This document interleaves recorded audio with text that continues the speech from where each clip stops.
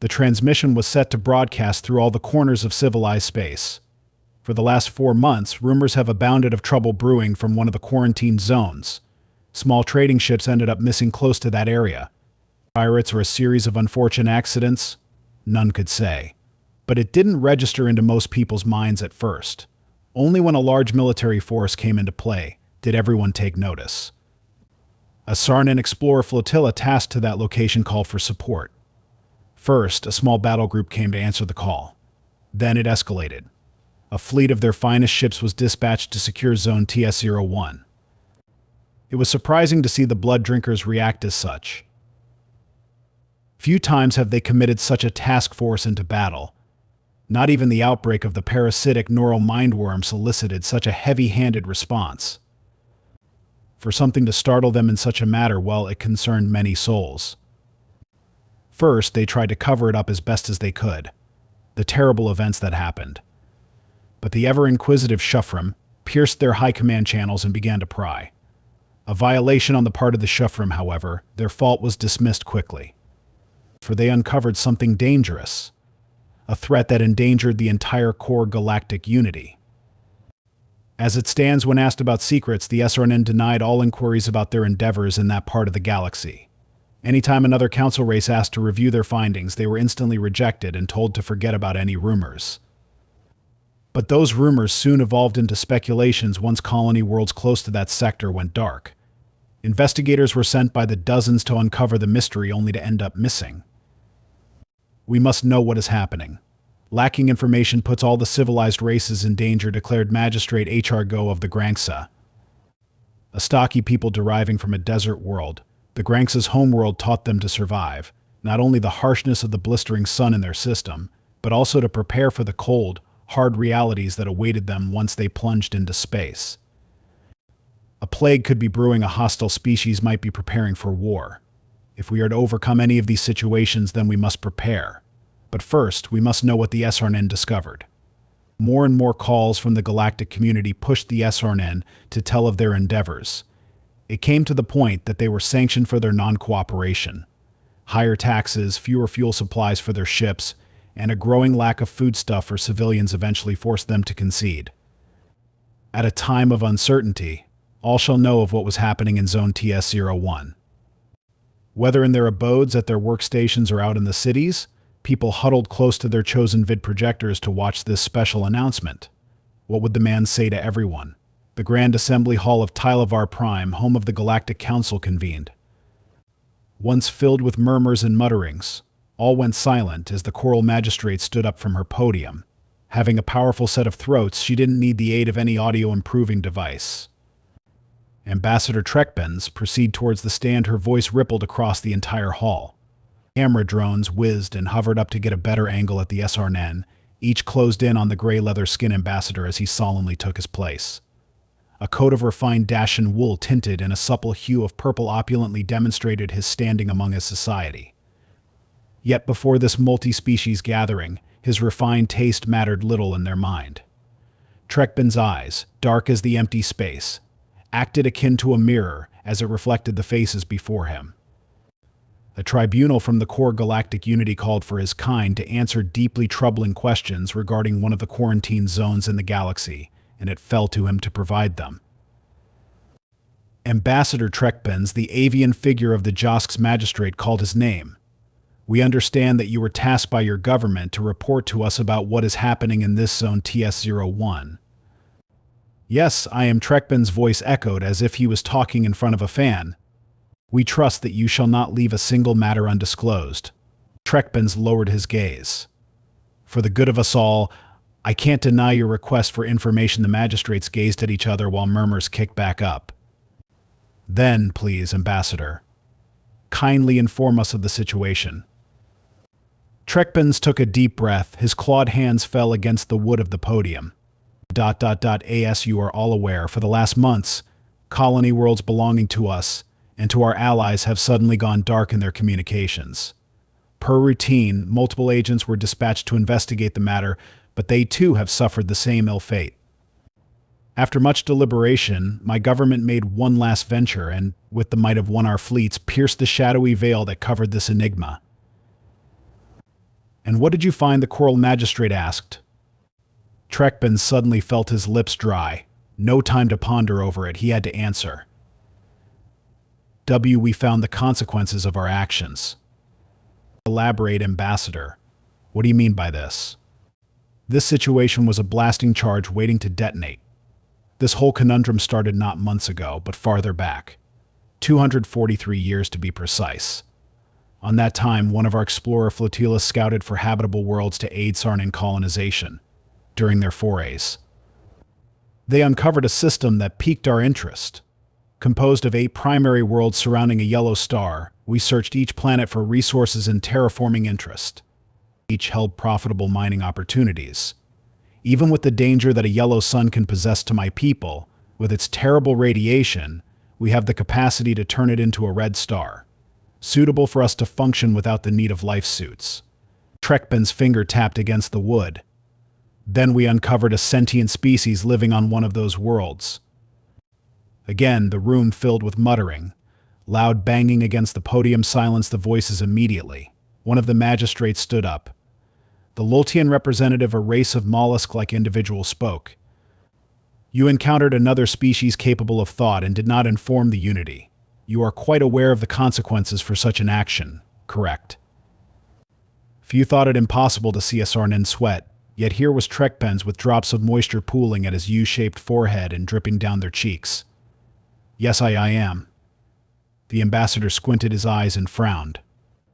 The burden of exposing the actions of his government shouldn't have fallen to him alone.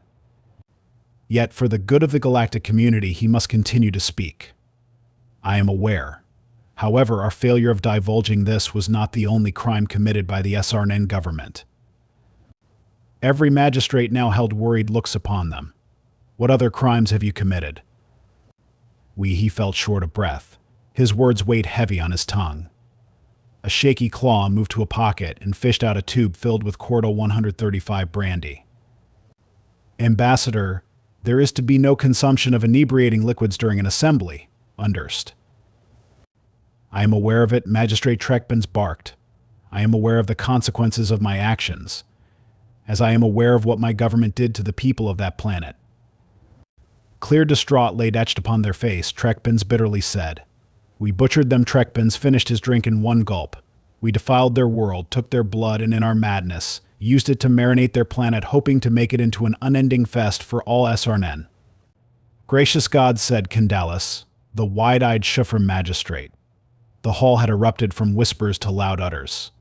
Sitting upon her seat, Candalis covered her muzzle, as she tried to come to terms with the horror. Then the Holovids were true. We hoped they were some sick forgeries, but the events were indeed of your own making. Magistrate Candalis, a fellow council member, grabbed her shoulder and gently rocked it. Are you all right? Silence, loudly cried the choral magistrate. Her mighty voice overcame the hall. Order again came to be. Candalis, again she heard her name. Snapping from her stupor, she gazed into her fellow counselor. The syndicate granted me access to information regarding SRN activities. I was instructed to present the evidence if the ambassador denied the accusation, but I hoped that it wasn't real. All eyes fell to her now. The magistrate holds such incriminating information? Then she must put it into display. Candalis, have you something to share with us? The choral asked. Nodding, Candalis answered. We do. A small white drone hovered towards her. Her furred hand touched its smooth surface, soliciting a small beeping sound in turn.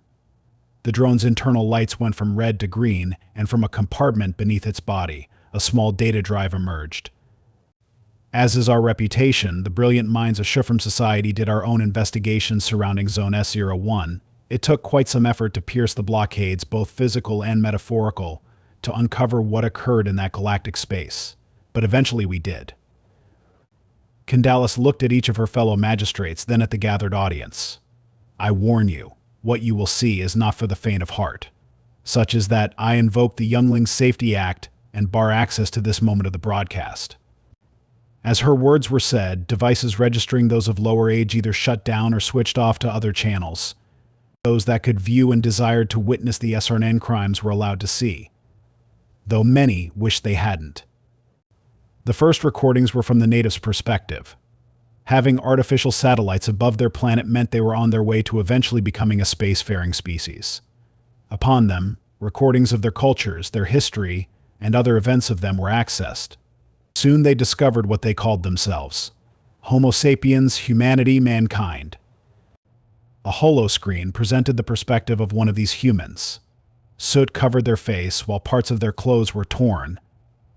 Holding a device to their mouth, they yelled as explosions and gunfire rocked in the background. As you can see. The battle continues to rage at the outskirts of London. The British Army is currently engaged with the invaders, hoping to allow as many people as possible to evacuate from the burning city. Loud horns blared in the distance, making the reporter turn his head towards the direction. The distinct droning was used by the SRN to unsettle their enemies. We have confirmation that cities across the world are under attack as well. We also confirm that these things marching across the country are in fact a tank rolled close to the reporter and nearly deafened him upon firing. It's starting to get worse as our troops are pushed back. We fear they may not hold out any longer. We'll have to move away before lookout. White beams sliced across the vehicle, causing it to explode. The camera flew away and landed in an upward angle. In the background, the screams of burning soldiers disturbed those who heard them. Then came loud footsteps. The camera shuddered when one large metal leg stepped on the tank remains, finishing off any hope of survival from those inside it. Static frizzled across the screen. Another transmission, this time an aerial view from a light propeller craft. Fire spread across the human city. Gunfire littered the smoky streets as RN troops engaged the native resistance. Above here in the sky, planes streaked across the skies, dog-fighting the invaders, though many didn't stand a chance against the enemy's advanced crafts. We don't know what they want, but we know what they can do. The loud rumble of jets streaking past the news chopper was picked by the camera. Buenos Aires is burning. These things are killing everyone that tries putting up any resistance to them.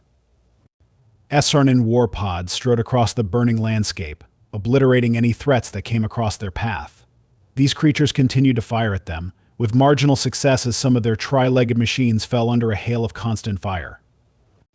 Yet the SRN not only held a technological superiority but numerical as well. More arrived by dropships unloading war machines or soldiers. Potshots from the humans downed some, but it mattered little when there were thousands more waiting in orbit. We'll try to stay on the air as long as we can, but a loud blast knocked the reporter back. Then the camera spun violently while terrified screams echoed in the background. The feed soon cut as the last shot was of them plummeting into a building. Anger was shared between the magistrates. You invaded without cause. Attacked them without any reason. What madness drove you to commit such a deed? That is not the only thing they did, said Candalis, right, Ambassador Trekpins? The ambassador remained quiet. Instead, he pulled another vial full of that heavenly-tasting brandy. He never raised his head as he took a sip of his choice drink. What else did they do, the Lultian asked. Candalis frowned. Raising her hand to console before her, she played another video. This one was from the perspective of a SRN trooper helmet recorder. Patrolling the desolate streets of what was once a town, the soldier and his squad searched for any signs of resistance. With the night sky above, the terrible rays of that yellow sun were naught but an afterthought. Squeaking metal from broken street lamps pulled his attention. For a moment he stared at it, longer than he should. Then, another sound, this came from a broken building. He rushed immediately towards the source, breaking down the remains of the door. The council heard his erratic breathing. Some keen-eyed magistrate noticed the shaking of their clawed hands gripping the rifle. The camera pivoted from side to side as the soldier desperately searched for what made the noise. Then, a pan fell from what was the kitchen. He rushed in and saw a surviving human. A young adult male searching for food. They saw the terrified look of the human as the soldier raised his rifle at him. The human raised his hands in turn, seemingly looking to surrender. A tense standoff followed. The SRN's fingers scratched upon the rifle's surface, as if he felt an itch creeping from it, then to his body. More shaking followed. Then, to the surprise of those who watched, the soldier dropped his weapon. From how the human slightly slagged, he must have felt some relief. "You aren't going to kill me? Please." Don't hissing was heard as the trooper took of his helmet and dropped it as well. What color remained upon that young man flushed away when he saw the alien's face. No, no. Ah. A guttural snarl rumbled from the soldier before he lunged at the human. Struggling ensued, but the human was overpowered. The helmet laid close by picked up the muffled screams of the human, the sound of crunching bone, and finally the satisfied grunts of the soldier. Minutes later, the helmet was picked up and the camera caught sight of the bloodied mouth of the soldier. Gore splattered his cheeks, while the red liquid dripped from his chin. Wiping his face, the SRN donned his helmet, stared into the husk of the human, and proceeded to leave the building. Soon after, the feed shut down. One could take a pin drop it, and it would echo louder than a sun going supernova. Horrified looks, disgusted glances, and bitter eyes befell the ambassador. By this point, he had finished drinking his brandy. A slight headache formed within him. Kandala slowly stood from her seat and stared right into the dark eyes of the ambassador. We understand your kind must feed of the blood of organisms to subsist. Hematophagy is only associated with this RNN, an unsettling trait for many, and still, we allowed you a spot within the core galactic unity, as it is forbidden for a sentient being to cannibalize another. We strictly called to attention for you to not feed on the blood of a sentient creature, no matter the reason. Not only did you break this rule, but you brought devastation to a rising species. Besides the anger that she felt, Candalis held another emotion. Confusion. Why? Why, she yelled. Because it is addicting, Trekbens answered dryly. Candalis and the rest of the magistrates were taken back by his words. The red blood of those humans is the most delicious thing to come across a SRN's mouth. A smooth texture that flows like wine, with a sweetness that puts to shame whatever confection a culinary master can create. All natural, addicting, and deadly.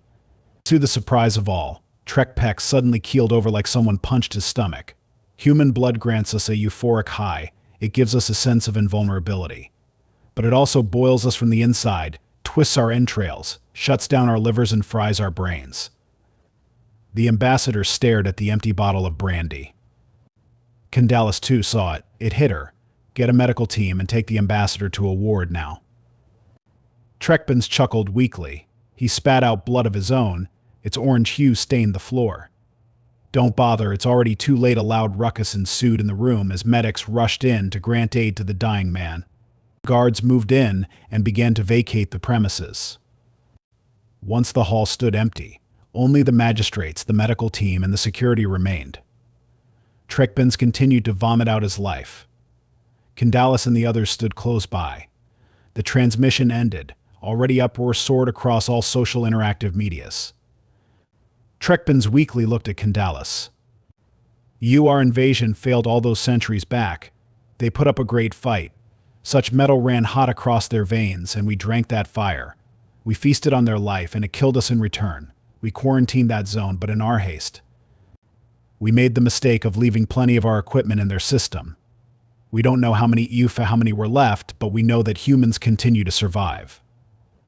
Not only survive, but they are flourishing, said Candalis.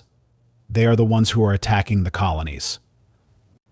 A painful groan rumbled from the ambassador. We tried to fix our mistake. The task force we sent was to finish them off. But not only did we fail, we emboldened them. Trekbens shivered. The humans rightfully saw us as monsters. But now a beast rises from that zone, one that will devour everything for the pain we caused. Trekbens wheezed, coughed, then finally lied still. The magistrates exchanged looks, shared thoughts, each tried to figure out what they should do. I will convene with the syndicate, and together we shall postulate ideas to amicably solve the situation. I recommend, my fellow magistrates, that you do the same. And with that, she immediately moved to leave the room. Miss Candalis, the Josks called to her. A few of his blue feathers fell as he rushed to her. For these humans to take on SRN fleet and not only survive but drive them off is highly concerning. What if they do not wish for peace? Candalis hanged her head low. Wordlessly, she exited the hall. Meanwhile, at the other side of the galaxy, the window shielding retracted, allowing sunlight to enter the bridge of the command ship. Those inside observed the massive undertaking of military assets gathering on Earth's orbit. Fighters and bombers whizzed in formation across the frigates and destroyers. Mainline battleships bristled with guns, while massive carriers hauled armies of soldiers and mighty divisions of vehicles. Three figures watched as more of their kin arrived from across the Sol system. The Venusians, the Martians, Neptunians, and even the eager Plutonians. From Proxima Centauri they arrived as well. No matter where they hailed, the humans convened on their homeworld. "It is time," a robot's voice indicated. "Indeed, it is," retorted a suave-toned man. "Together, my dear brothers, we march on," proclaimed the dignified woman. They moved closer to the window. The bright yellow star Sol shone bright upon them. One was covered with metal, their limbs replaced with synthetic parts to better improve the human body. The neatly uniformed man sported medals at his chest, each a mark of his numerous battles, none of which held a candle to the achievements that his scars declared to the universe. Sol, the great yellow star, shined its rays upon the woman's power armor. Over the hardened shell was a scapular embezzled with saintly iconography. Roses and thorns streaked across the cloth to surround an image of Earth at the center. At the end of the sharp tips did blood drip upon the world, a reminder that the horrors of space came to bleed mankind dry and failed. Each were a representative of their respective branch within humanity's forces. Each were a mighty spear aimed towards the enemy. With a magnanimous gesture, the commanding officer shouted into the comms, "The operation is a go. All ships forward.